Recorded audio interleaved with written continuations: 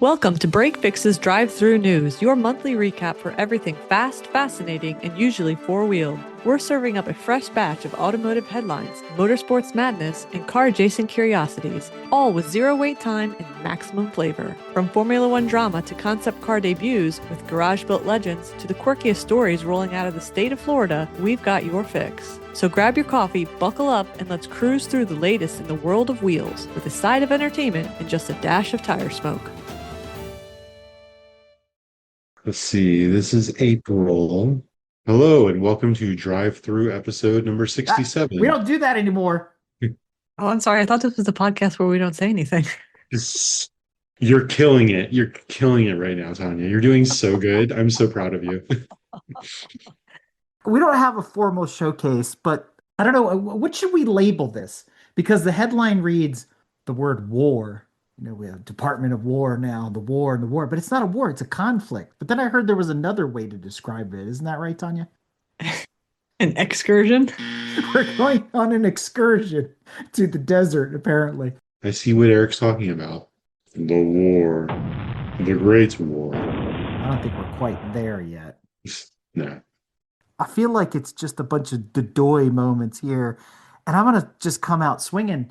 This comes from Car Scoops, right? The Iran war, again, excursion, conflict, whatever adjective you want to use to describe it, could end tomorrow, and the auto sales industry will still lose 1 million sales. It's been ending tomorrow for about 3 weeks, I think. I mean, yes. We're in the middle of like the most economic turmoil ever. Who's going to run out and go buy a supercar? YouTubers, Instagram influencers, TikTokers.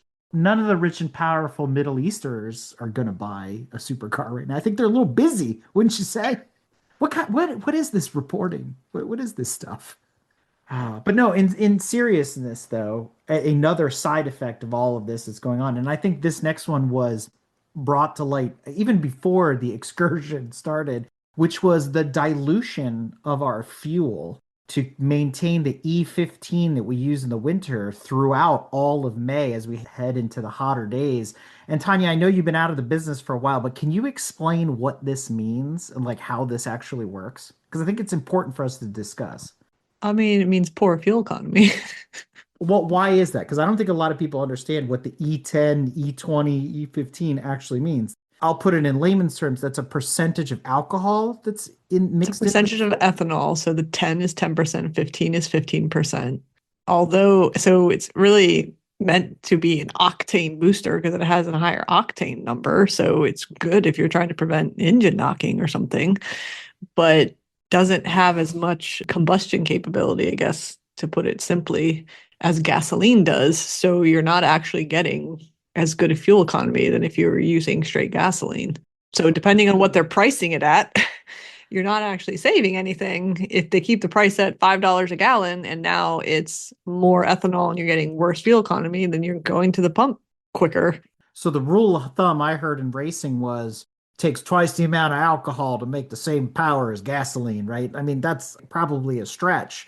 I mean, they say it's like 30% less energy per gallon than gasoline. So, I mean, that's not insignificant. Yeah. But the bigger problem with extending it into the hotter months, the way I understood it, and correct me if I'm wrong, is that it tends to evaporate quicker in the hotter days, especially when the car heats up and the tank heats up. And we have all these evap systems that let the fumes escape. So basically, your tank is emptying itself as the alcohol evaporates out of the fuel. Yes, and it also has the problem that ethanol will absorb water from the air. So it's particularly bad.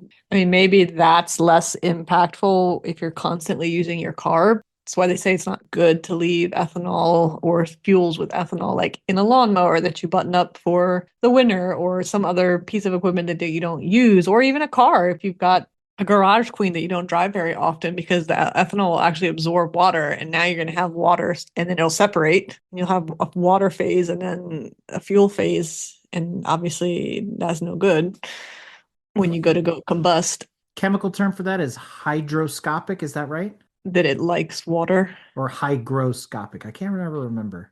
I wasn't very good at chemistry. I think it's called bend over and open your wallet. Yeah, hygroscopic.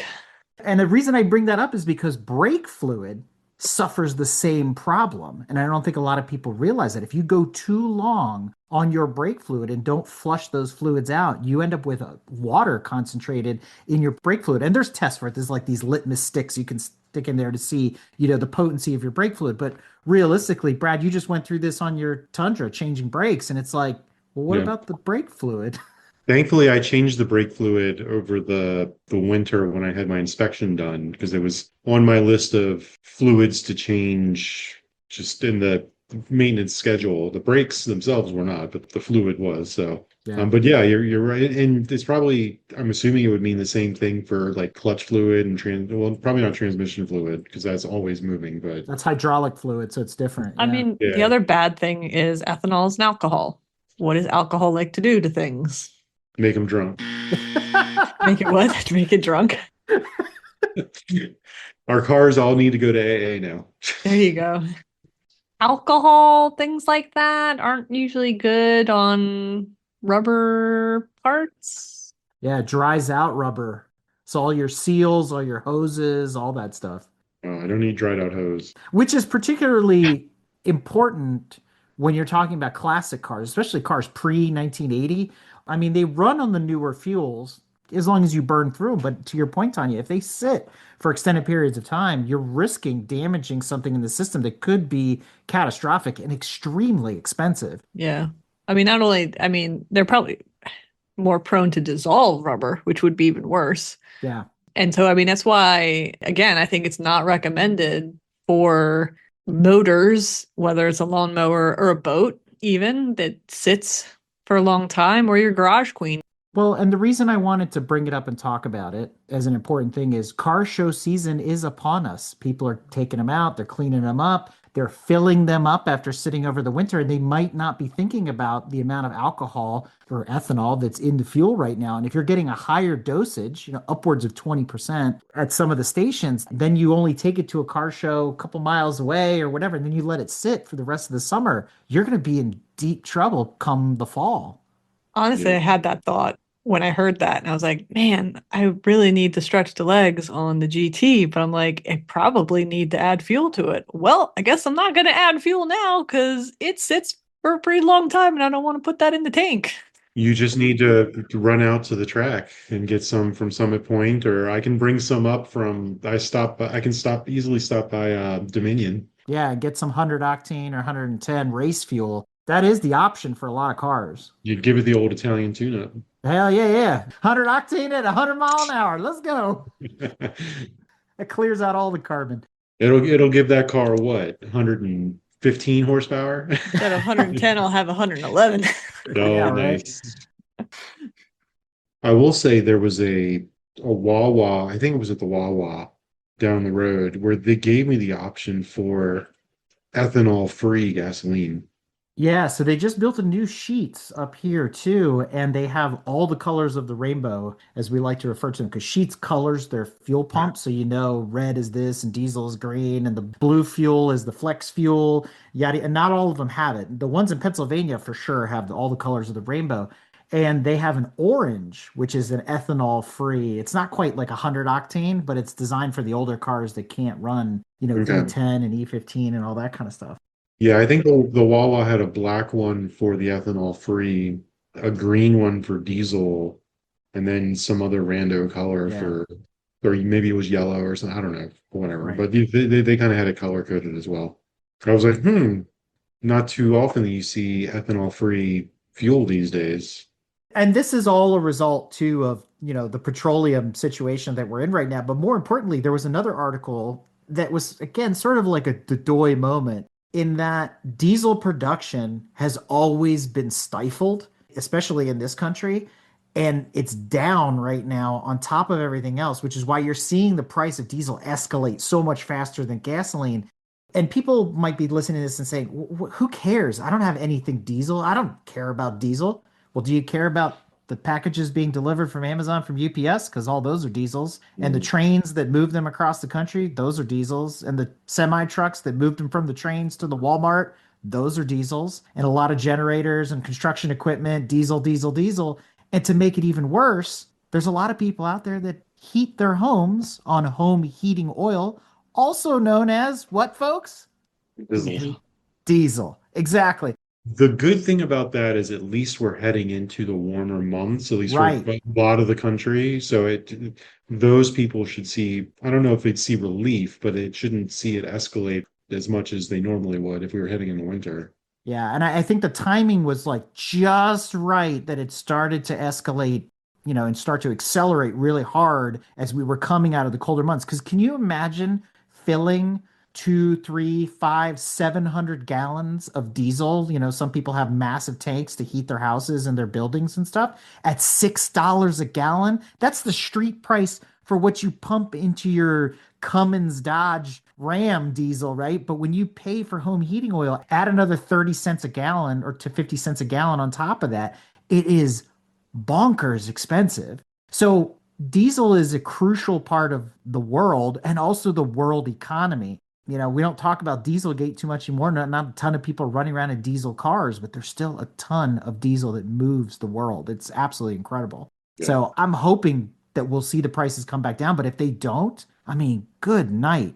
I guess we'll have to start well, no, that wouldn't even help anyway. I was gonna say start shopping at brick and mortars, but they still need to get their supplies from somewhere. Correct. Like either way, there's no way to avoid it. Drones, EV drones. That's what it is. Just we're going to deliver. See, Amazon's going to make it a reality. They said they would. But that's just it, Brad. Your point about shopping and needing stuff and the way we buy things just in time and order it online and have it show up the next day.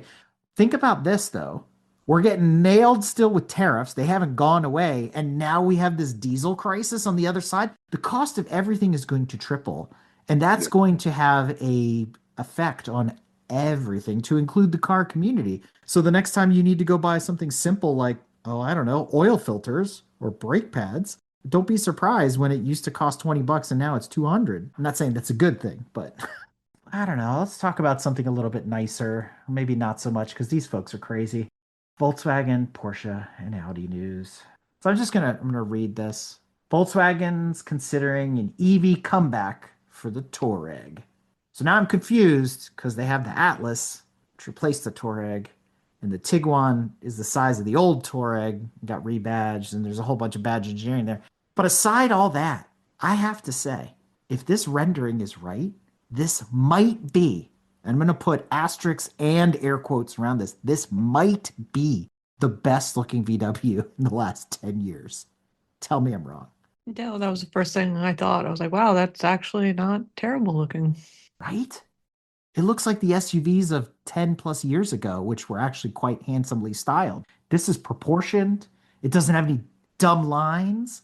You said SUVs of 10 years ago. You mean like the Touareg? Shush you, shush. I mean, they only show it from the front 3/4 angle, but I like it. I don't like it as an EV, but I like it. And I don't want to say I'm not sold on EVs because I get it. I'm not sold on Volkswagen doing EVs. They do not have a good track record at this point. And I'm just considering their sales numbers. I don't want to talk about reliability or recalls or anything like that. I don't get it. Anybody that would buy a brand new Volkswagen right now is a moron. Just putting it out there. It's putting that out there into the universe. Anybody that buys a new Volkswagen right now is a moron. Here's the kicker about this article, okay? More so than the design, which caught my attention. It's this one line in the article. It says, the new sales boss, Martin Sander at VW, has said, there remains a gap in the market for upmarket cars that don't carry a premium badge, which the Touareg and the Phaeton, which was discontinued in 2016, were designed to serve. And I said, really? Really? Here's the bigger question. Why are they bothering doing this? What EV do they have right now that's actually doing well? Well, the ID Buzz got killed. Yeah, the ID4 got killed. I heard that too. So which one is doing? You've already lost twice, 3 times the charm. And we're not counting the Porsche stuff that they're backpedaling on. Like they canceled the Macan EV. They're pulling back on the Taycan because they took a bath on that. So that's 2 more right there. Not counting stuff that they probably sold in Europe that we never saw, like the ID3 and all that. My guess is the ID Buzz and the ID4 were a little too out there when it came to styling and design. And this is more in line with just like a normal looking SUV. I'm not saying that they're right. I just this is where I think their thinking is. I could follow your argument with the van that What? was too much. Like people aren't, It was too expensive. It wasn't too out there. It looked like Definitely a too expensive. It was definitely too and it expensive. has the cost price to it. But I Yeah. don't think the ID4 was so wildly styled that it should have deterred anyone. If anything, maybe it was too small for people. yes. But does anybody really need an electric Touareg? I can No. see the ID4 being too small for some people. I can see that. This is the General Motors problem. VW has somehow usurped the way they've done business because we've joked about this and GM is really not in the news right now. Like we made fun of them like I don't know how many drive-thrus ago. Like it's general morons over there, right? They don't know what they're doing. They're always 10 years behind. They're trying to catch up with everybody else and by the time everybody else pivots, they're like where'd the party go, guys? I thought we were jamming out here. This statement that the Touareg and the Phaeton, but we need to fill a premium. That's what Audi is for. And beyond Audi, that's what Porsche's for. And then, oh, wait, they own Bentley. So if we want to go premium, prestige, luxury models, why don't we build an EV Bentiaga or whatever that thing is called right now? There is a new Bentley coming, the Bentley, the Barnato. Sounds like Benotto from Formula The One. Barnacle. Yeah, the barnacle. Like it looks like a barnacle. This thing is horrendous. But the point is, it's like, why are we wasting the time? Everybody said when the Phaeton came out, nobody's going to spend $100,000 on a rebadged steel framed A8. And guess what? Nobody wasted $100,000 on a steel framed A8. It was pointless. So we're going to repeat the mistakes of the past? Volkswagen, get out of your own head. They're delusional. They're totally delusional. They have no idea what they're doing. They don't listen to the consumer. No, hell no. Hell no. I saw spy photos of the new Golf, the Mark 9, I guess, the ninth generation. It's even bigger. If you can imagine, it's going to be a Tiguan by the time it's done. The Golf keeps getting bigger and uglier. It has this funky front end. It looks like a Kia, the one with the wraparound front light that goes from like one end to the other. I was like, this is the future of the Golf? Really? Like you guys you've lost touch with reality. Like, what are you doing? So now we got this Bentley built on top of the Q5, which that is a useless market too. Who's going to buy a cheap Bentley? So this is again the game, right? Like in the GM paradigm where it's like, we're going to make a Chevy that's better than a Cadillac. Just sell a Cadillac as your premium model and Chevy's your base. Volkswagen is the base model in the equation here in the United States for this family. But we're going to try to do a bargain basement Bentley. So they spent all the tooling, the research, and the stuff to build on top of this Audi. It looks terrible, and nobody's going to buy it. I'm going to throw down a challenge Oh boy, here we go. for the show. Do you think we could do a season? No. You know where I'm going, don't you? Without talking about Volkswagen, it's impossible. Without talking about Volkswagen. No, we did it with Tesla. We gave up Tesla for a year. And we did it without BMW, but they made it easy. It's impossible because if you look at this next article, it's stuff like this that makes you beat your head up against the wall. China is getting a Jetta, a Jetta SUV. Drop the mic, folks. Talk about badge engineering. Bad badge engineering. This looks terrible too. Well, it's another car. It looks like they're just rebadging another car. The Jetta X, they call it. It's the Jet X. Also known as the ID Aura T6 SUV, not to be confused with the ID Unix 09. What? What about the ID Linux? Yeah, dude, this is terrible. This is the kind of stuff I don't understand. And then Volkswagen's going after the Chinese market. They're up against BYD. Porsche has already lost their ass in China. So we're going to try with this? This is what they want? Really? I don't know. Electric SUV. Ugh. But that's okay because Volkswagen, not only are they getting rid of the ID4, as Tanya mentioned, they're scaling down production capacity by 1 million cars and layoffs are imminent. So they're in good shape. I mean, I guess the They got to hit rock bottom before they can rise from the ashes. I don't know. Before they hit rock bottomer. Well, Formula One's going to bring them there. Again, this is all to pay for Formula One, I'm telling you. There's no other way to do it. So when do we start seeing Volkswagen sell off pieces of the company? Like, what's the brand in Spain and Seat. Seat? Do they own Seat? Like, what Yeah. if they sell off pieces? What if they sell off Seat? What if they sell off Audi? God forbid they sell off Porsche. They sell off Bentley to somebody else. I mean, well, that's coming next. That has to be. I think you're right. They'll scuttle the stuff that just doesn't sell. It'll all end up at JLR or something like that. Yeah. Especially Bentley. Like all the British bands, the British bands, that's what I really meant to say. They want to get back together. The bands want to get back together. The Jags and the Bentleys and the Rolls Royces, right? They don't need to be owned by the Germans anymore. No, they go to India. Yeah, But 100%. if they There's get a if they get rid of G-Lane or all something? those, if they get rid of all those, then what do they become? Volkswagen. Nobody's going to pay $50,000 for a Golf because that's their problem right now. So they don't solve a problem if they're going to keep doing what they do, but just divest the other brands.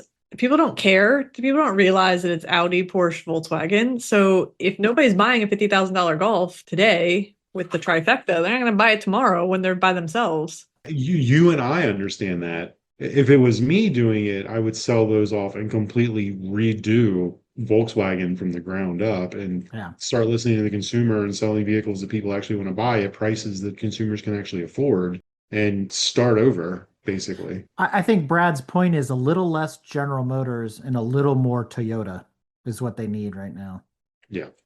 Because the only reason, well, to me, the only reason General Motors is still around is because we bailed them out.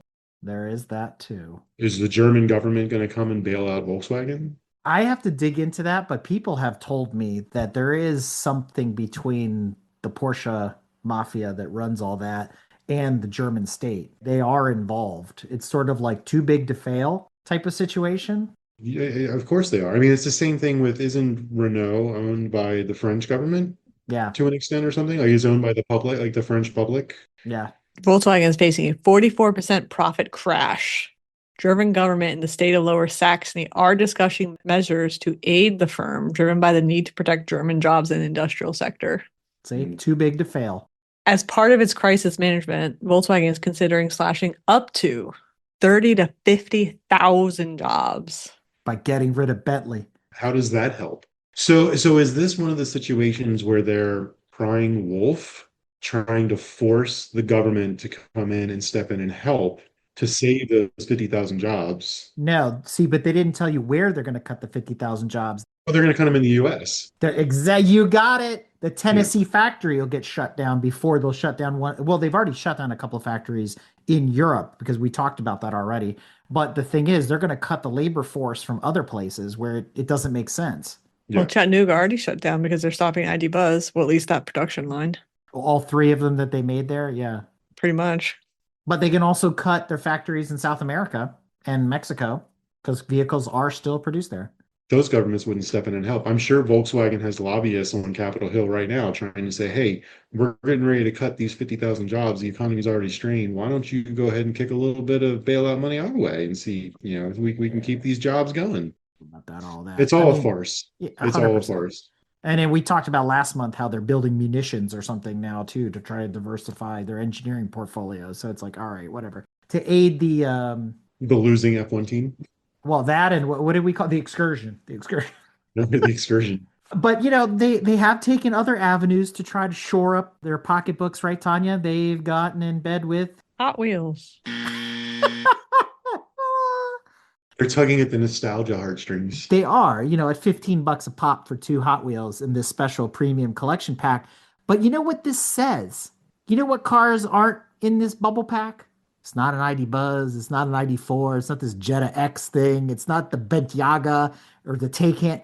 It's the R32s. The last real enthusiast Volkswagens that they made. Whether the second gen R32 sold well or not doesn't really matter. But the point is, these are the cars we wanted. Yeah, and it does pull at the nostalgia strings, like you said, Brad, but they need to go back to building cars like this. That's what I'm saying. Like to fix Volkswagen, they need to go back to what Volkswagen did best, and they were their best in the late 90s and early 2000s. Yeah, they had finally figured it out. And then after that, it was like all downhill, race to the bottom. But that's okay because you know what? Sometimes when you visit other companies, you realize how good you got it. So when Volkswagen looks over the fence and says, "What's going on over there, Stellantis?" They feel good about themselves. It's getting weird at Stellantis. Can you pronounce this plant name for me? Because it's pronounced in a certain way in my head, and I think it's wrong. So I don't want to say it. It's French. I understand. And the way I understand the non-phonetic pronunciation, because you got to remember French, like half the letters are silent or they have a different tonality. So I asked my wife, because she speaks French, it's Poissy. That's pretty close to what I was thinking. Yeah, I knew what you were thinking, but that is not correct. Are the people that work there a bunch of Poissy's? Well, they're not working there anymore because they're going to stop making cars in the French Stellantis factory and they're going to shift to parts and recycling. You might say, who cares? You know, it's another factory that's shutting its doors. So be it. There's a couple important things about the Poissy factory, and that is that Chrysler has been using that plant since the 1940s. That's an old Poissy. Now, in terms of the cars that are that are sold there, I'm sorry, that were built there, that's the Citroen DS3. That's the hot hatch. So I'm a little sad about that because that means that car's not getting built. But along with the Opel Mokka CUV, which would be better known to a lot of people in the United States as the Buick Enclave. Not really sad about that going away. I think the sadder part is that it's a piece of history. Oddly enough, this particular article, which you can find in our show notes, was brought to me by a member of the Society of Automotive Historians. And so they were talking about how the plant is even older than when Chrysler took it over in the 40s. It was used by Ford. It was used by other people. It's been around for over 100 years in automotive production. So it's sort of living on, but no more cars will be rolling out the doors of the Poissy factory. That's what I was just about to say. So it looks like it's not shutting down completely. It's just being retooled. So at least Correct. from an economic standpoint, from a job standpoint, like they'll probably cut some of the workforce, but not all of it. Yeah, it's sort of like Willy Wonka when the guy used to put the caps on the toothpaste. Now he fixes the robots that puts the caps on the toothpaste. It's that sort of situation. You know what I Very mean? nice. Very nice. You like that analogy? It's a good one. Yeah. Meanwhile, in other parts of Stellantis, Fiat is going back to its roots. Look at this thing, Tanya. Mm, This is the Tris. how delightful. I mean, that looks like an Ape if I ever saw one. Italy was littered with these three-wheeled tiny delivery trucks for the longest time. And then they were made by Piaggio, which is the same people, the Vespa and all that stuff. So they had the Ape, but they're bringing it back. It's very modern. And pretty if it's nice. an EV, it's perfect. It's pretty nice. Yeah. Could haul a decent amount of mulch in that truck too. You could actually. Maybe more than that Dodge we saw the other day. More than a Cybertruck. As we continue discussing Lower Saxony, it's not really BMW, so I figured you were okay with it. It's BMW adjacent, Because it's powered by BMW. and it's got a BMW drivetrain. Yeah. So Morgan has revealed the new Supersport 400. I've got a question. Uh-huh. Who buys these? Right? They're just so ugly. I don't know if ugly is the right term. They're very classic. They have not deviated far from their original form. That's for sure. I think these are probably a hoot to drive, probably more fun to drive than a Caterham because there's a little bit more substance to the car. But the problem is the price. I mean, you're getting kind of a really expensive Z4. That's made of wood. I mean, that's for lightness and not rigidity. Yeah, because whenever I think of wood, I think of lightness, not say like an aluminum space frame or carbon fiber or anything like that. Why use aluminum when you can cut down a tree? Yeah, we don't need to breathe. Well, that's okay because they won't sell too many of them at the starting price of just over $152,000 if you can fit the thing like a tight leather shoe. It is small. Well, you know who's already got an order for one, I guarantee it, is Richard Hammond. Well, yeah, because they fit the car around him. Like he's one of the few people that can drive it. Yeah. Did you notice the wheels though? They look like Porsche wheels. Oh yeah, I see. There Yeah, you go. Tanya got it. They look like the roof wheels from the 80s. they're nice. I like them. Doesn't suit the body style though. It doesn't.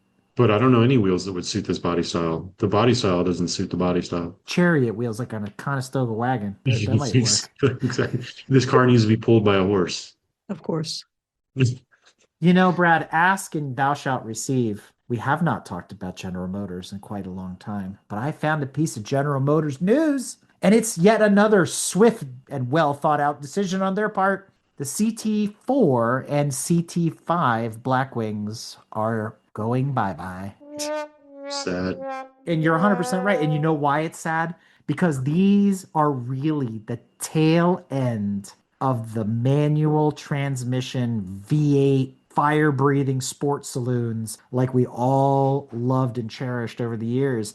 And this is it. Once these are gone, what's left? What can you buy with a V8 with 4 doors and a stick shift? Dodge Dart. It's a 4-cylinder. 2016 vintage.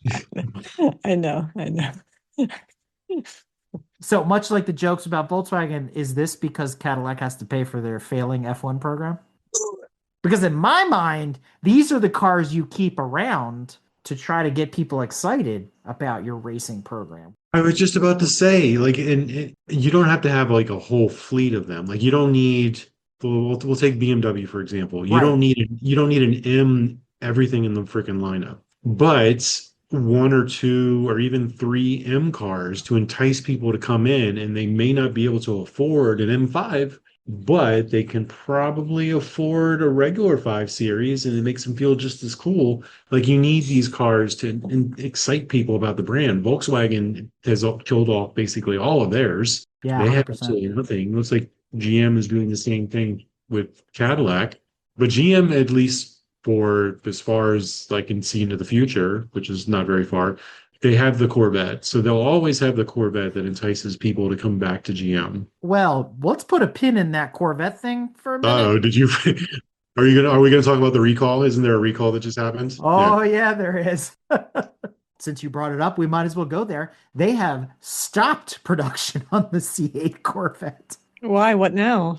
Do they light on fire again when you fill them with fuel? It's something super silly. The hoods come open? No, it's like silly as in like it's. If I remember correctly, I don't even think it really warrants a recall, but I could be wrong. Chevy Corvette under stop sale because software glitch might not tell drivers that their turn signals are out. Yes, that is. Who cares? That is such. Yeah, who cares? Let's take the BMW approach. Let's do the who cares. Your freaking turn signal's out. So effing what? That was the first thing I thought when I saw this. It was like, do Corvette people even use their turn signals? Like, Exactly. sort of the Enzo Ferrari thing. Like, what's behind you doesn't matter, guys. I mean, we're doing like Mach 2, so who cares? Turn Are you signal. kidding?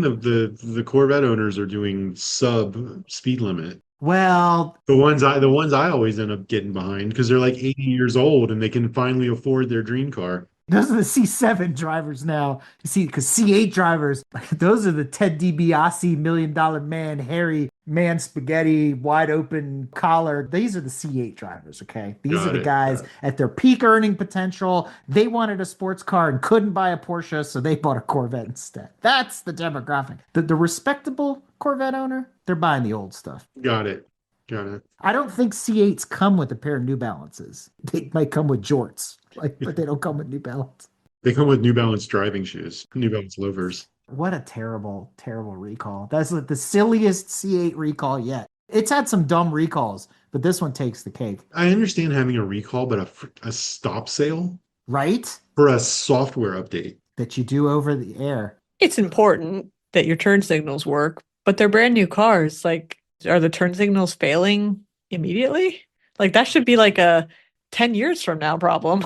Are they using Philips bulbs? I don't know if I've ever changed a turn signal light bulb. I don't think I have either. You change headlight bulbs, brake light bulbs, but turn signal, nah. You know what the problem is? This is some stupid government regulation that says it needs to blink about 5,000 times a second when your turn signal's out, so you know your turn signal's out. Although it's still blinking, so is it technically out? You know how that worked on the old cars? And to your point, why is this such a big thing?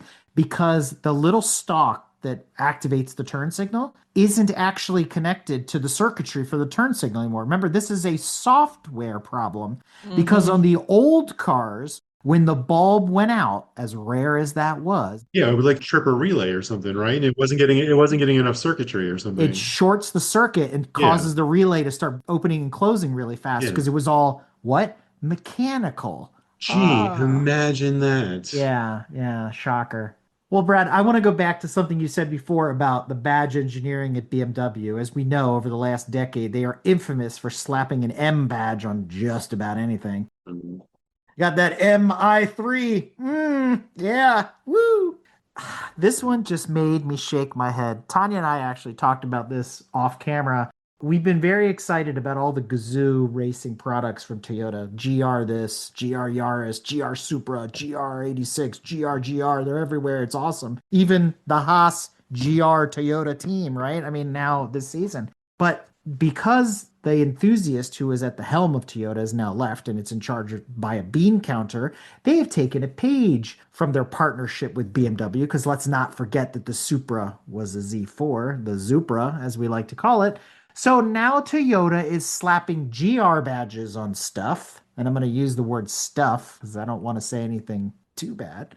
But I'll just say this. Toyota is introducing the RAV4 GR Sport. Garbage. Is that what GR is short for now? Garbage? So I will say this is not new territory for Toyota because they've been doing it in the US for years TRD.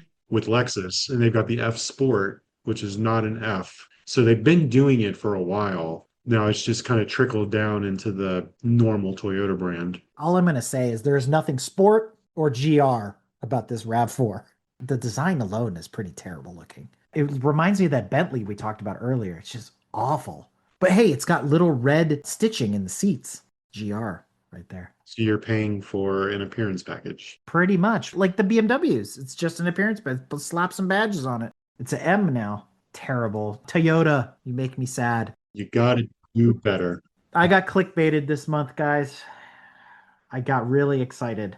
I read the headline from Car Scoops. Pininfarina, who has been, by the way, booted from Ferrari. They're no longer designing Ferraris. That's why I got excited about this. Pininfarina has a Honda NSX reboot. And I was like, ooh, this is going to be good. Like they're going to get their revenge on Ferrari. You know, as we joke that a lot of the Ferraris look like an NSX. But unfortunately, this is a Restomod. Mm-hmm. Body kit by Pininfarina. I mean, it looks good. Don't get me wrong, because the classic NSX looks good. And it's still a good looking car to this day. But what a bummer. I mean, it looks better than the real NSX they came up with. Yes. I love the wide bodiness to it. Yeah, that's hot. The red one, I would drive that. It looks more Ferrari than a Ferrari if you think about it. And it's got pop-up headlights. How can you go wrong with pop-up headlights? That is amazing. Yes. But we're not getting a new NSX. However, if this partnership were to continue somehow between Pininfarina and Honda, that would be epic. The engines are still going to be anemic, but the designs are going to be amazing. Let's dog ear this a little bit, come back to it and see if anything else progresses, especially since Honda and Sony have sort of parted ways and dissolved the whole Aflia thing. Maybe they can concentrate on some good looking cars instead of whatever that was.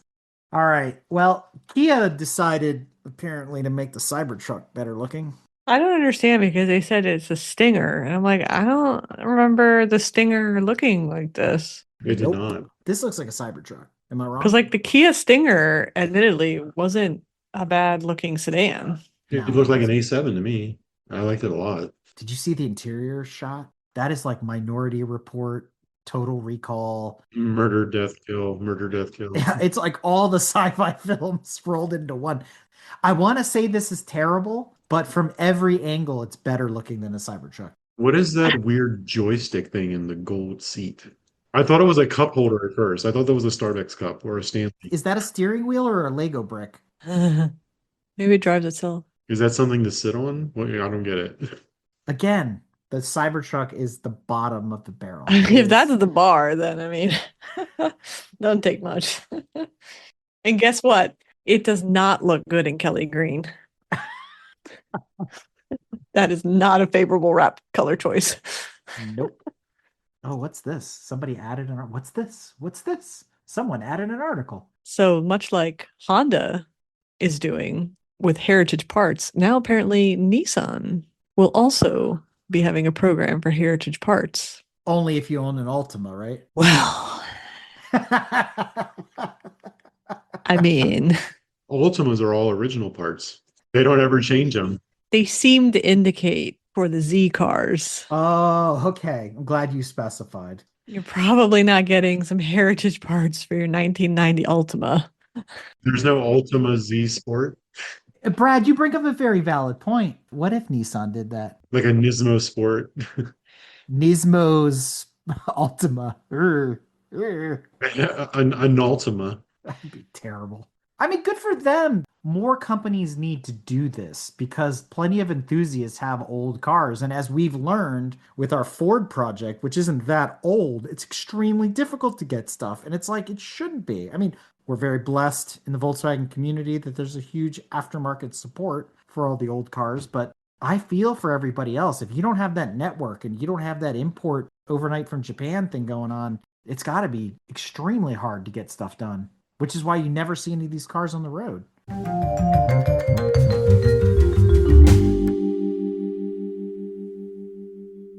Well, switching to EVs and concept cars, Tanya, they finally got the Smart right. I mean, are these cloth wheels? I don't understand.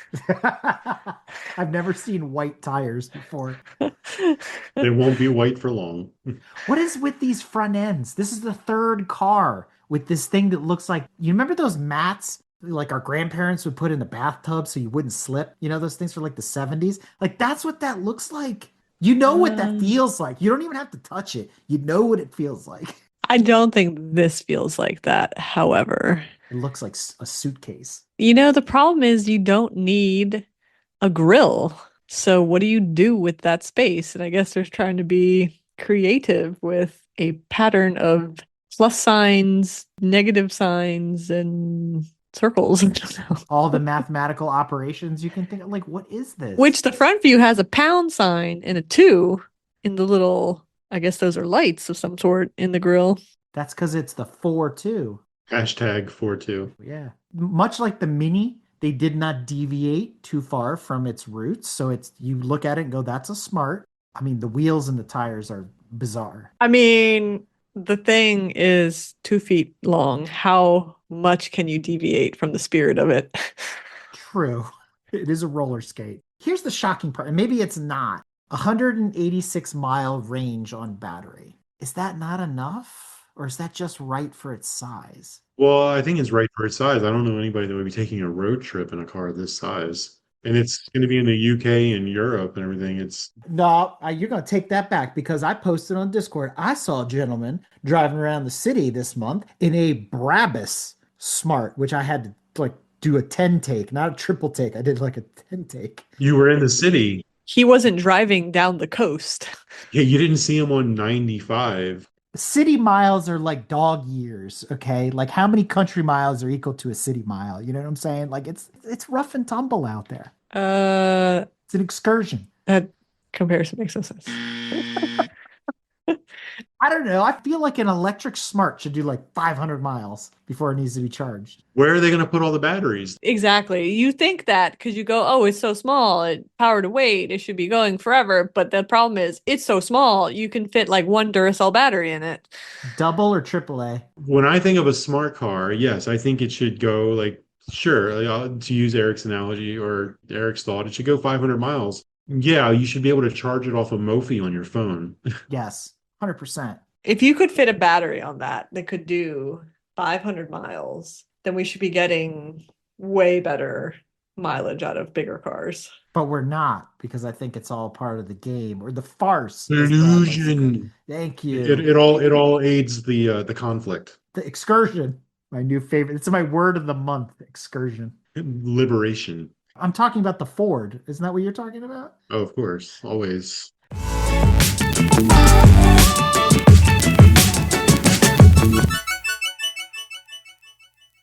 Well, Brad, let's switch to Lost and Found, your favorite part of the drive-thru, where we scour the internet and call up Chuck LeDuck at Gray Chevrolet to see if he's got anything on the lot that we want to buy. And I found a car for Tanya. Uh-oh. Shall I read the stats? Limited production, only 250 units worldwide. This was a Japanese allocation with left-hand drive. 45 units were sent to Japan. It's serial number 174 of 250. Its condition is non-smoking, and it's completely stock in its interior and exterior. Its exclusive features include Recaro orange leather front bucket seats, 18-inch OZ magnesium wheels, and a Remus dual exhaust system, which I don't think was stock on this particular car. What am I talking about? The 3.2-liter VR6 powered Beetle RSI.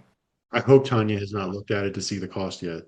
Oh, I know the cost. So why don't we refresh people on what that cost is? What do we think this should cost? What would you be willing to pay for a Beetle RSI? And please note that in the picture, there's a Blackmagic R32 behind it.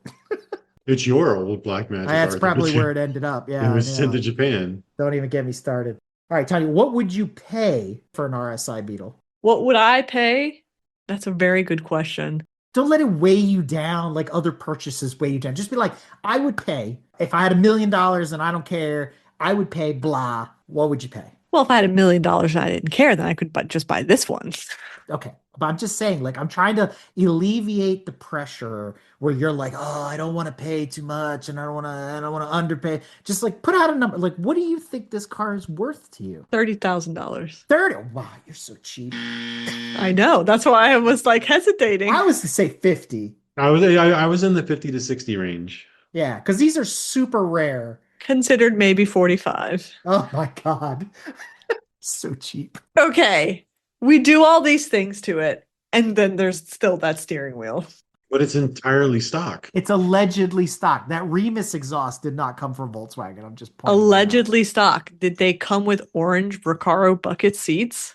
I don't remember what the RSIs came with. Those are heinous though. But yes, it still has like the factory stupid steering wheel that's in your Beetle. Those are the seats I need in my car. I mean, maybe they came like this. We wouldn't know. They didn't sell them here. No, they did not. Would I pay $160,000 for it? No. If I had $1 million, then We'll see. If I won the lottery, I would buy you this. I wouldn't have told you that I bought it for you.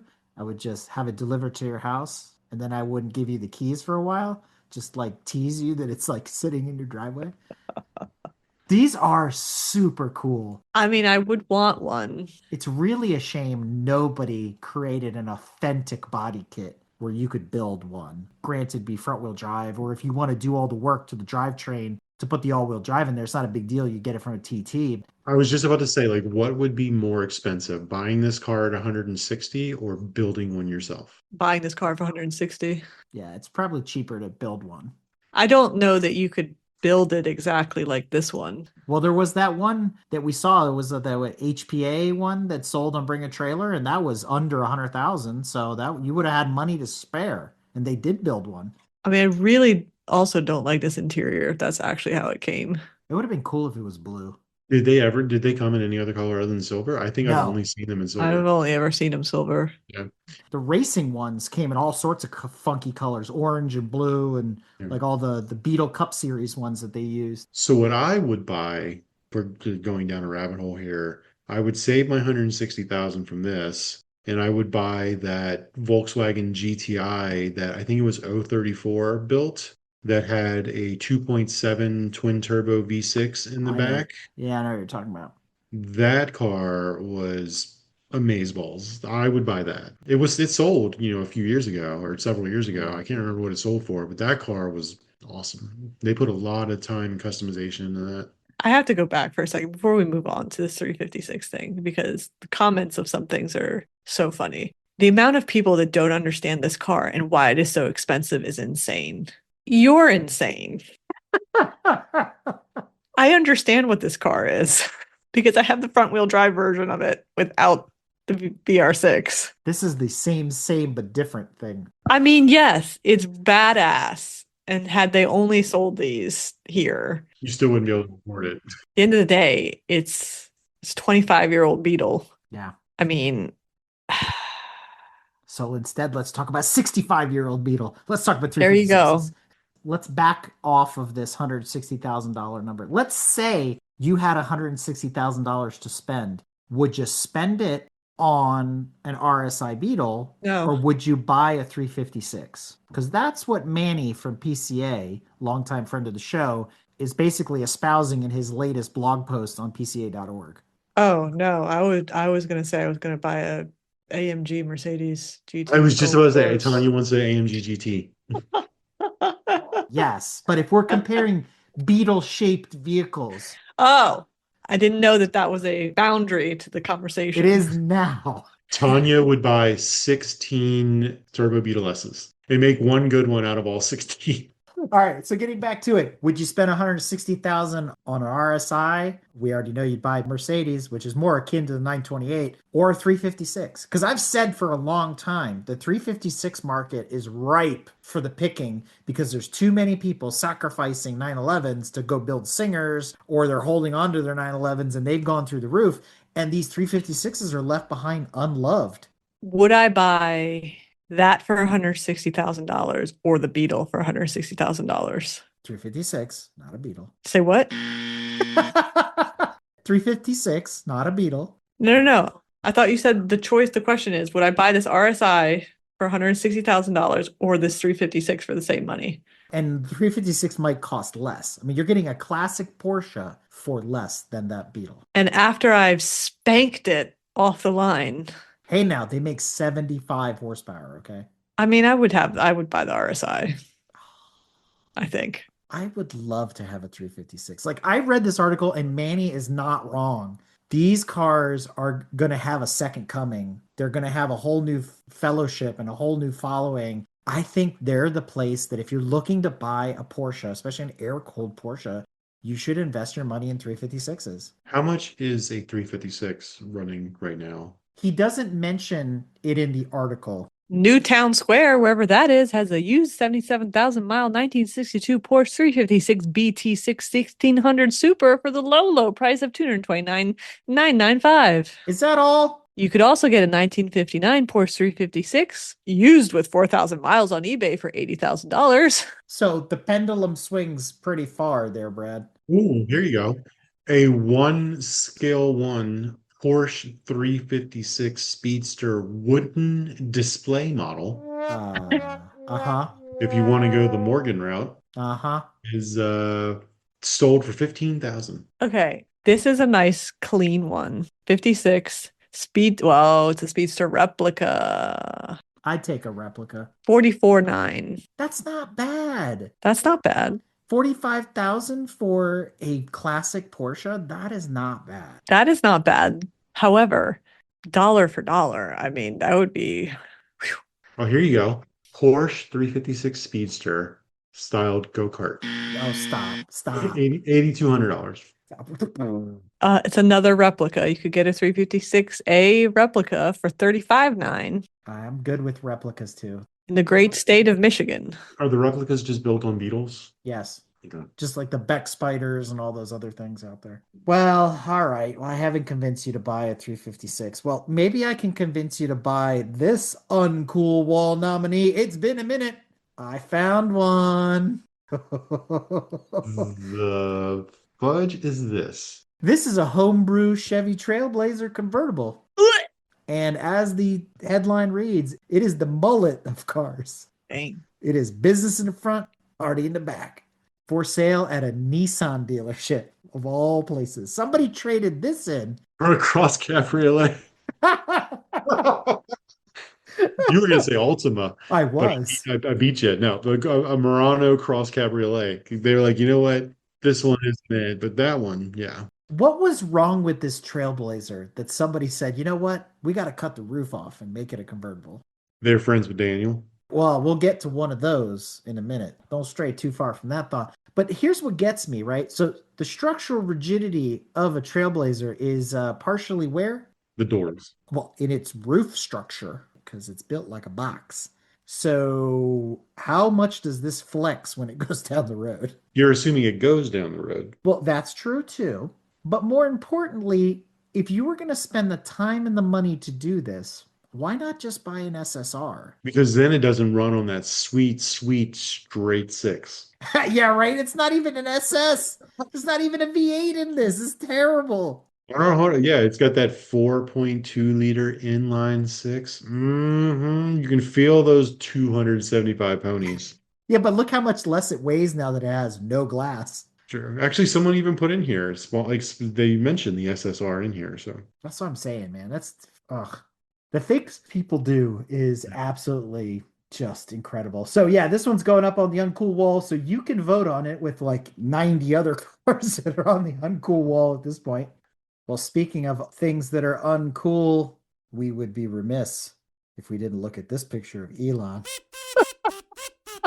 Look at this picture of Elon. What a nerd. This was back in the early days of the Roadster. And the reason I bring this up is the Roadster is back in the conversation again. how are the profits up? I don't know. There's tons of Cybertrucks sitting around on lots being unsold. Maybe he's selling more carbon credits again. The reason I bring this up, and again, it has been in multiple feeds and some new renderings of the Roadster and whatnot, all AI generated. But Musk is quoted as saying the Roadster will be Tesla's last manually driven car. He also claims Tesla's aspirational goal of building the last best driver's car. I think Porsche's got something to say about that. This is a non-story. Moving on. Complete clickbait. I mean, the Roadster is never going to happen. We've been talking about the Roadster since 2017. Like, it predates the show. They've been teasing with the lasers and the this and the that, and it's going to do 0 to 60 in 1.9 seconds with the dual cannons. And Bobby Parks came on talking about it's going to be the next hit dragster, blah, blah. I mean, it is the biggest vaporware smoke and mirrors car ever. And we thought the Cybertruck was going to be like that too. Like they were never going to make it. And then they finally made that. So maybe we haven't waited long enough, right? 2027 will be 10 years that we've been talking about the delayed production of the Tesla Roadster. All right, so question time. Oh boy. What happens first? The Tesla Roadster goes into production or Volkswagen rights the ship? Oh, dude. I don't know if that can be answered. That might be like the secret of the universe. I don't know that we can answer that question. That's wow.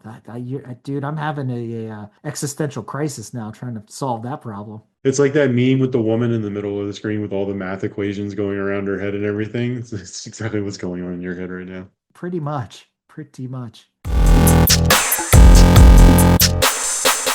Well, let's move to the segment that has changed more times than you've changed your socks this month. Let's go to Seriously, What Could Go Wrong, where we get to ask Tanya the same question we've asked her for 6 months. Have you watched the F1 movie? Well, yes. Before you answer that, our listeners will have to tune in for the next Formula Fanatics episode. We will answer that question. So let's put a pin in that for a moment. How do you keep an idiot in suspense? I'll tell you tomorrow. But seriously, though, what could go wrong? This one came across my desk also from the Society of Automotive Historians. So I'm just going to sort of read this in summary. There's a TV journalist based in New York that is currently developing a documentary on a sport from the early 1900s known as auto polo.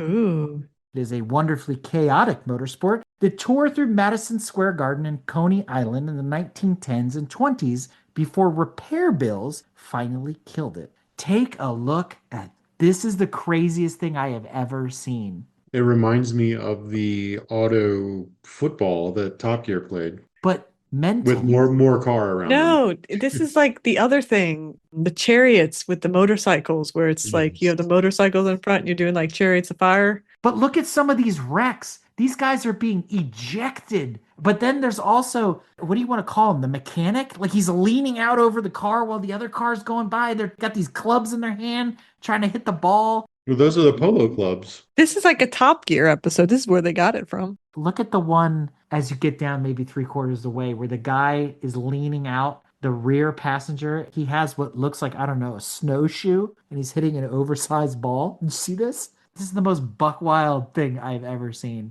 It looks like a Morgan. Wonder how people died doing this. There's so many deaths in motorsport because of this. Stuff like this is why. It's not Formula One, it's this. How many rollovers? Absolutely insane. That was Darwinism. They thought it was fun. You say it's Darwinism. This is sport. This is also the meme where it's like, this is why men don't live long. God bless. Absolutely. Dumb ways to die. Well, finally, Brad, you sort of buried the lead earlier talking about Mountain Man Dan. Going back to our sort of showcase, this gentleman has solved the world's gas problem. He built a square body Chevy that runs on wood.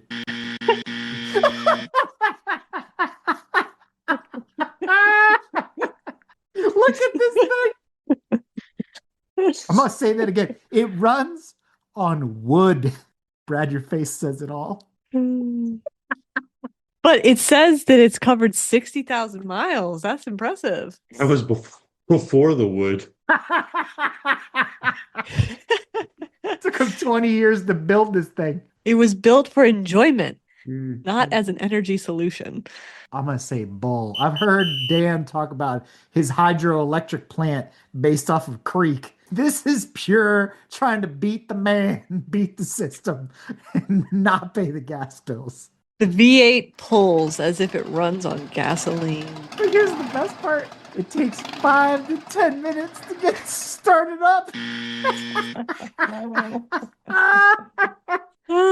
Probably makes a mean wood fire pizza. Oh my God. It also takes 81 pounds of wood to go 60 miles. Yes. That's a lot of wood. And I love how the article says it's a small inconvenience. So it can go 60 miles on 81 pounds of wood, but you have to feed it every 43 miles. So you can't even do the whole 60 miles because you have to keep the fire going. But I could get to work on one wood fill. That's when you get your brother Daryl and your other brother Daryl up there feeding it and stoking it as you're driving down the road. Oh, we have to stay tuned because there's going to be a video later to document this Chevy's participation in a 1 mile speed event. Is this Whistling Diesel? This is some mountain man engineering right here. This is Daniel looking around his property thinking, you know what, I got a lot of wood up here. How am I going to get rid of all this wood? I got a lot of wood and a lot of cars. But then you got to burn different woods, right? I wonder if cherry wood gets you a couple extra miles versus, burning oak. Let's think about this. He's got the cover on. Well, no, he doesn't have a cover on the back.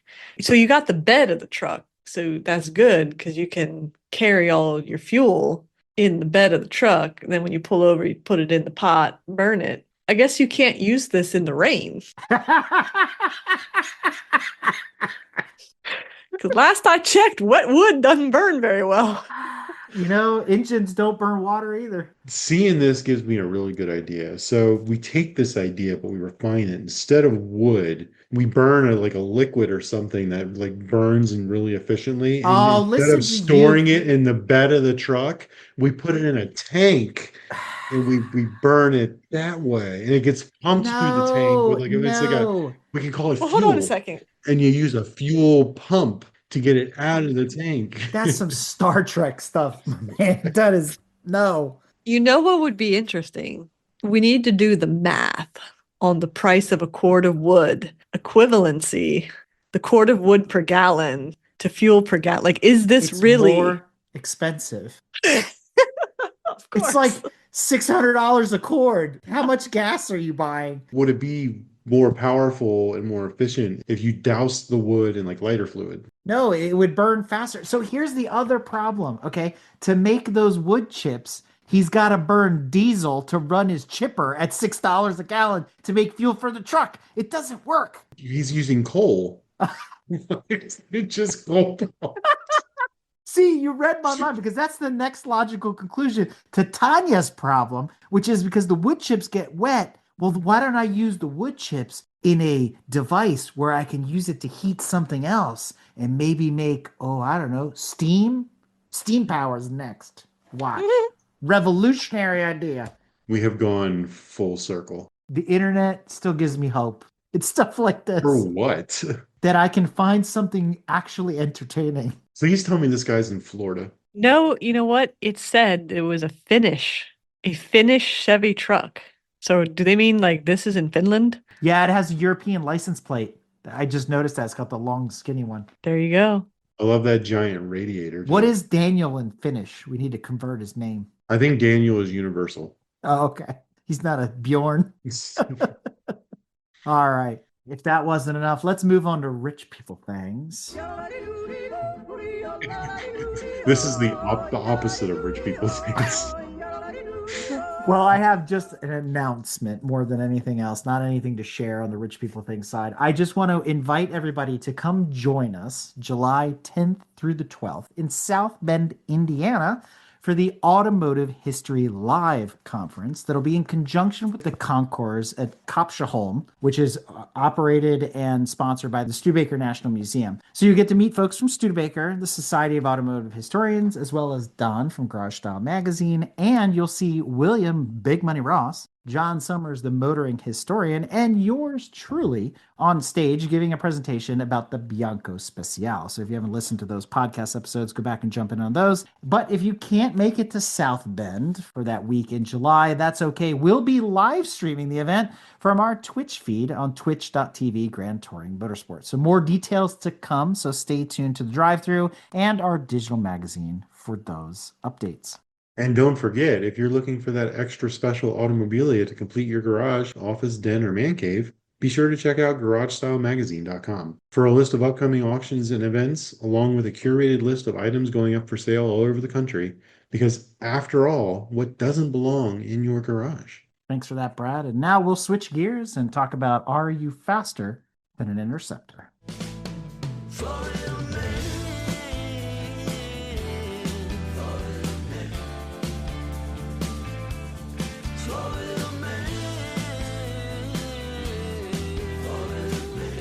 This is a real concern. I've seen multiple posts about this. I don't know how many of them are real, but this one came from Life in Florida. They're going to start using drones to catch speeders on the highway, I mean, that sucks. right? There's always those signs on the road that say enforced by air or something. And it's Yeah. like, what, really? Like, Yeah. Speed check by aircraft or whatever it is. Yeah. what plane is flying overhead or helicopter clocking someone? Nobody. I've never seen it. But this is actually, sadly, ingenious. It is, but these drones have a short lifespan, though, especially these quad rotor ones where they use a lot of energy. They're going to nab somebody, but they're not going to nab everybody. You know, it would probably be better if it ran on wood. Oh, geez.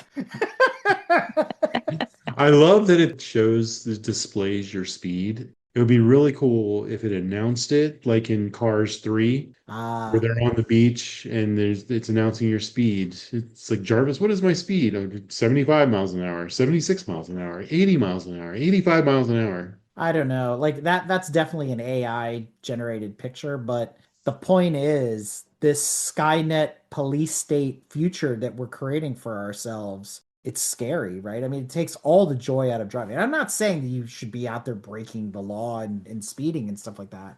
I mean, it takes the fun out of cops and robbers, I guess, a little bit. You know, are you faster than an Interceptor at its core? But drones, that's a scary post-apocalyptic future that we're talking about there. It's the future, unfortunately. So I don't like it, but you know what? Unfortunately, we're all going to have to get used to this kind of stuff. But you know, the side effect is going to be in Florida. The reports are going to be drunken man with alligator in passenger seat shoots down drone with 30 cal cannon. You know what I mean? Like it's going to be like skeet shooting. It'll be the next great sport is to get out in your wood powered square body and shoot down drones at 70 miles an hour. That'll be the plus side to this. It's going to happen. Wherever there is drone, there is counter drone. That is a real situation.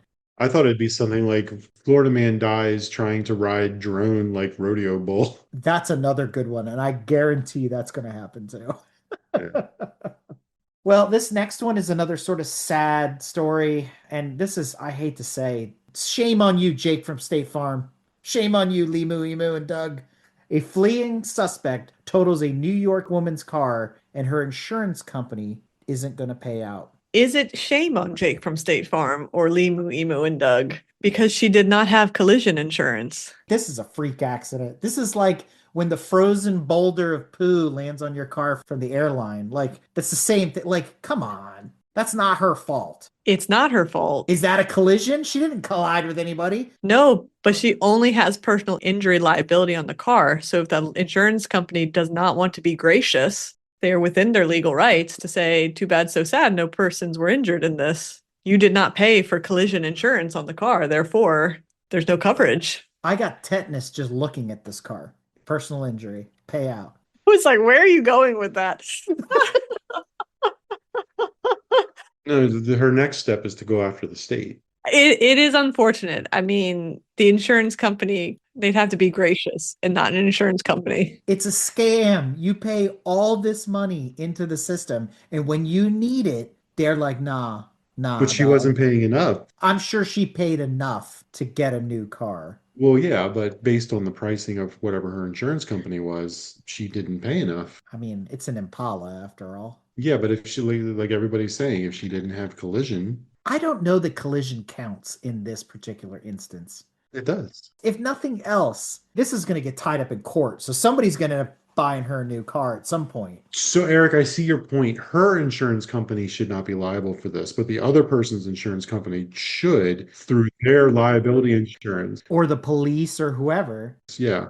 So because this is not her fault. But if they haven't found the person who did it, there's no other insurance company to call. Or if the other person didn't have insurance, she needs to get a lawyer and sue the state. And on top of that, you can literally tell from the pictures. You don't have to be a crime scene investigator. We don't need to call Grissom for this one. You can tell that was not an accident created by something hit this vehicle, because you cannot do that on the road. There's no way. I bet it was an Ultima. Of course it was. And it kept going because it's here for all of it. the only thing she could do is sue the person for, I don't even know, does it count property damage, personal property damage, something? I mean, that's like squeezing blood out of a turnip. Who else are you going to sue? She could sue the police for inciting a chase. Ooh, interesting. I wonder if that holds up. Whether it holds up or not, it gives her another option.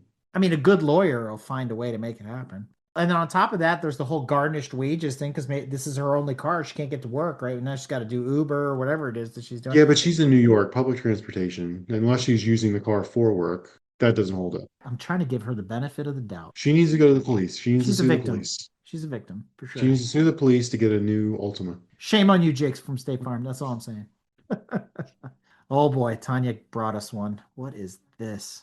That's a funny place to park. What the? There's a video.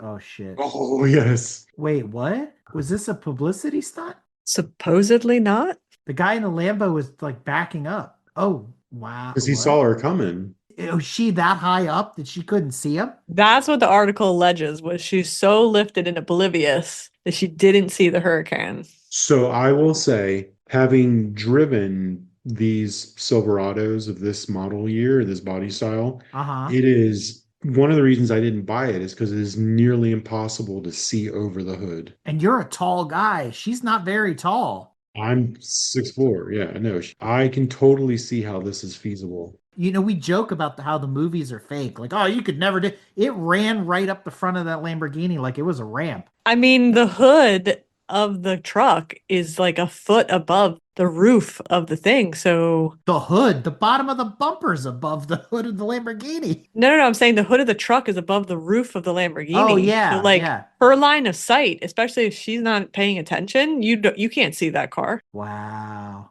You think Jake from State Farm's going to pay out on that one? Woo! That Lambo's going to get totaled. That's going to happen to that. That's a, what, $250,000 car, a Huracan? Easily. Maybe more. It'll be 125 on the salvage market. Hey, man, that motor's still good. That's all I'm saying. Well, let's go behind the pit wall and talk a little bit about motorsports news. So there was a small blurb this month about NASCAR.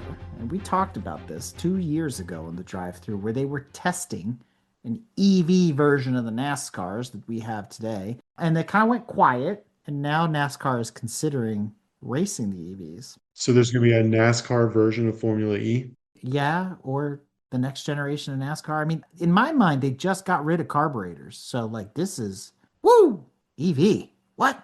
What's it going to sound like? It's like a bunch of Dyson vacuum cleaners out on track. Terrible. As they plateau. Like, can you imagine on an oval? Like, has Formula E even tried that? I mean, they're just doing road courses. Yeah, it's gonna make it like 10 laps. Terrible. All right. Well, speaking of terrible, switching over to sports car and endurance racing. Monkey see, monkey do in the Formula One world. All I have to say is GT3 racing plus Lance Stroll equal epic fail. Do I need to say anything else? Lance Stroll, GT3 racing. Who keeps telling this guy that he's a good driver? I just want to read the stats from the race. I laughed so hard when I saw this the first time. He was lapped 12 times. Formula One driver was lapped 12 times.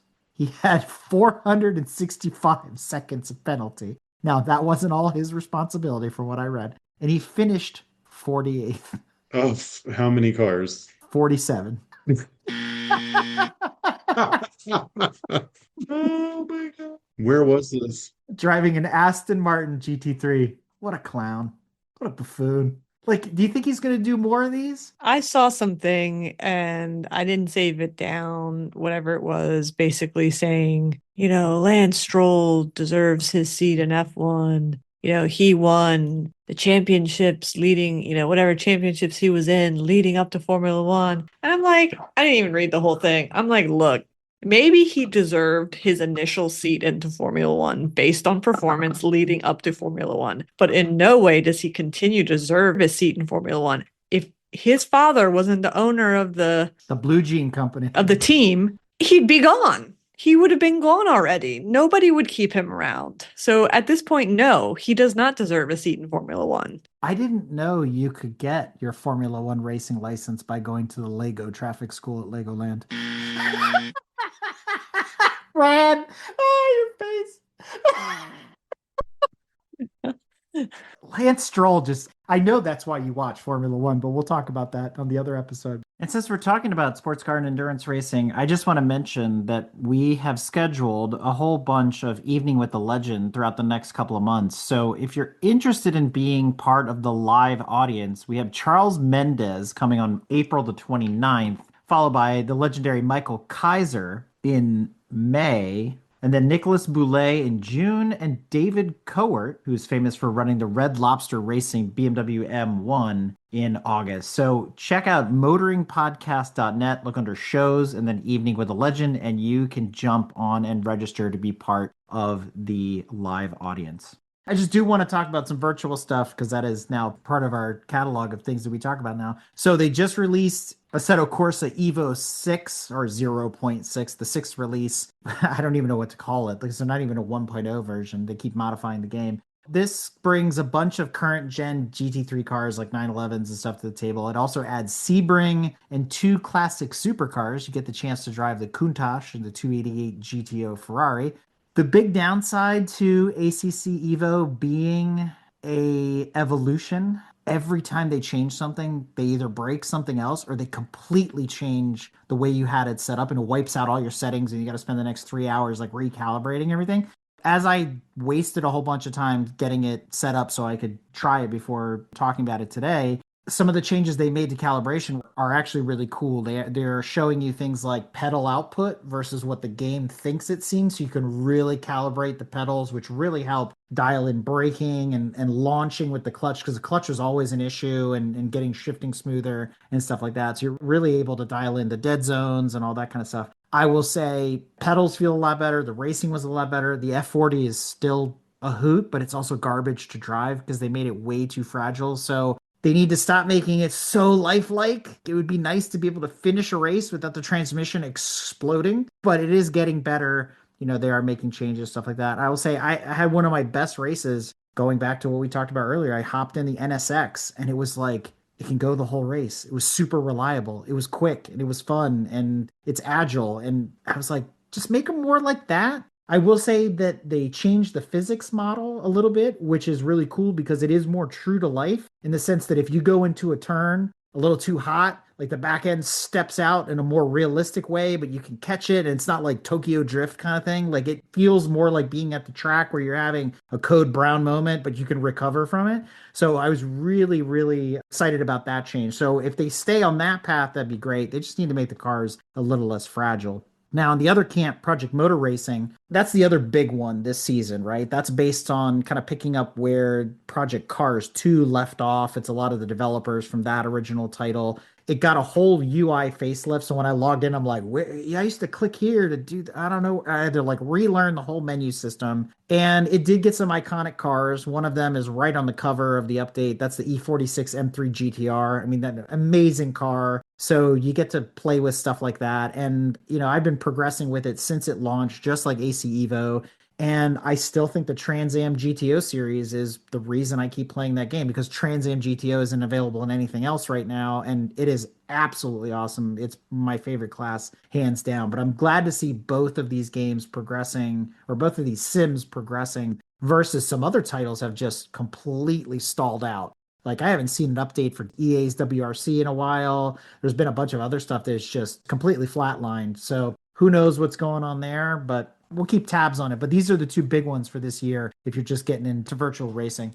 So that said, our motorsports news is brought to you in part by Enduroverse, powered by Hyperdev, America's premier endurance racing community. So check it out online and become a member at www.enduroverse.com.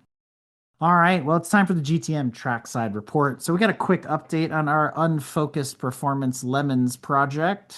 We got new motor mounts. We got a new clutch because we figured it'd probably be smart to not be on the side of the track 20 minutes in with the unknown history and 237,000 miles on the engine. Might as well do the clutch and make sure that at least we can go more than 20 minutes. So that's done. We have yet to do the brakes, and we still need tires. And we haven't decorated the car yet. So if anybody's looking to help us out there, and if if you can't, a couple bucks would be nice too, because all this stuff's getting expensive really fast. So our first event was supposed to be mid-Ohio, like we talked about in the last drive-through, but we pushed it off to June 5th through 7th weekend at New Jersey Motorsports Park. That's the Hoopties at New Jersey. So we're looking forward to getting the Focus out there and doing our first laps. We have some commitments from some drivers, so that's going to be good. And hopefully the car will be done in time and hopefully fully decorated. But again, if you are in the area, you want to come and meet us, you want to come and hang out, the paddock is always open. It is free to spectate at Lemon's events, if I remember correctly. Don't quote me on that. But it is a spectacle. It is worth checking out. There's always a crowd. The cars are really, really interesting. And, when you start 100 plus cars in a 2.5 mile track, it is absolute chaos. So we are looking forward to that for sure. Brad, are you excited? I am. I'm not going to be able to make it to the race, but I'm excited for the Lemons race. I will be able to make it to. But you got your Santa Claus suit now. You bought a driving suit and everything. I did. But unfortunately, I've got other prior commitments that weekend. So you're going to race in October at Summit Point, right? I'm definitely going to be there for that. I'm trying to figure out another time to get there, to get out in the car and get some seat time before that event as well. So I am hoping, crossing my fingers, they had planned this year, New Jersey, Summit Point, and then they added Road Atlanta to the schedule. I really want to get to Road Atlanta. That's in December, so we got to wait till all the way to the end of the year, which would be a great way to recap and look back over all the progress we made. Maybe we can squeeze in another race here and there, but yeah, super looking forward to at least the 3 races that we've committed to for the year. Just got to get the car done, get everything prioritized and buttoned up and all that kind of thing. And we're still working on a design, right, Tanya? Oh, we were done. Well, are we? But we're unfocused, which means we're not committed quite yet. that's why the design is blurry. Is that what it is? Oh, I thought it was my eyes. I'm getting older. And if you're not quite ready to hit the track, don't forget that you can find tons of upcoming local shows and events at the ultimate reference for car enthusiasts, collectorcarguide.net. If you're hearing us for the first time, be sure to jump back into our podcast catalog and check out other programs we offer, like the Ferrari Marketplace, the Motoring Historian, Evening with a Legend, the Racers Roundtable, Formula Fanatics, Break Fix, and of course, the Drive Thru. And if you enjoy our various podcasts, there's a great way for you to support our creators on the MPN. There's tons of extras and bonuses to explore on our updated Patreon page. Learn more about our bonus and behind-the-scenes content, get early access to upcoming episodes, or support our 24 Hours of Lemons team, please. when you consider becoming a Break Fix VIP by visiting patreon.com/GTMotorsports. As always, thank you to our co-host and executive producer, who no longer sounds like Kathleen Turner this month, but Tanya, thank you. And to all the fans, friends, and family who support Grand Touring Motorsports, as well as the Motoring Podcast Network. Without you, none of this would be possible. Good job, guys. Good job. Outro. What's up? Is your microphone working? Who, me? Oh, there it goes. I didn't say anything. Oh, I thought you did. No. I get myself into trouble every time I say something. Only on this show. Only anytime I talk. There's Tanya. Hi, Tanya. Sorry, I was dealing with the spider. Christ, it's like that other episode. In a dark space. A quiet space. Quiet place. A quiet place. Yeah, that's what I was getting to. Yeah. There's a whole movie like that, isn't there? Where there's like no talking. Franchise. Yeah, I don't want to be in the quiet place. No. Did you guys hear that there's a podcast where there's like no sound? You just tune in and it's just nothing. That's really dumb. For a moment there, I thought we were that like gonna the do Yule Log channel at Christmas? I think so. You know what I mean? I don't know that I could go more than, I don't know, 30 seconds.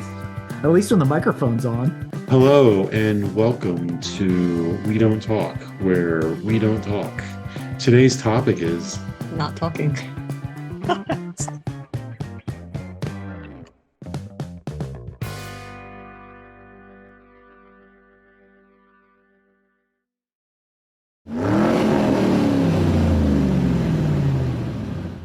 The Drive Thru is our monthly news episode and is sponsored in part by organizations like CollectorCarGuide.net, Project Motoring, Garage Style Magazine, the Exotic Car Marketplace, and many others. If you are interested in becoming a sponsor of the Drive Thru, look no further than www.motoringpodcast.net. Click About and then Advertising. Thank you again to everyone that supports the Motoring Podcast Network, Grand Touring Motorsports, our podcast Break Fix, and all the other services we provide.